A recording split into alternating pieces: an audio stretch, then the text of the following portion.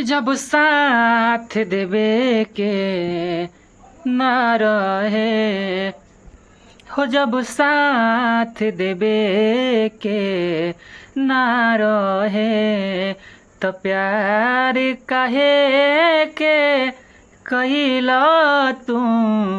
हर पल तड़पे दिल आह भरे, हर पल तड़पे दिल आह भरे।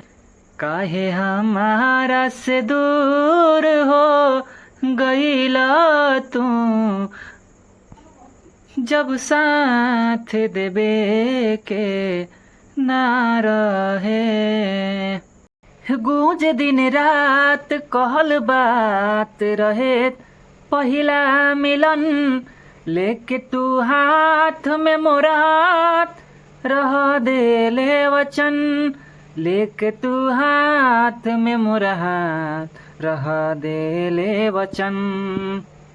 कि नहीं देब दगा हम तोहके सनम, नहीं देब दगा हम तोहके सनम।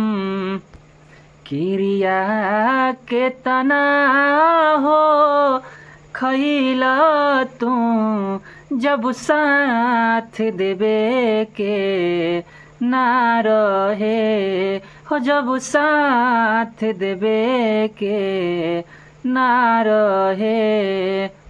तब प्यार काहे के कइला तू, हर पल तड़पे दिल आह भरे, हर पल तड़पे दिल आह भरे।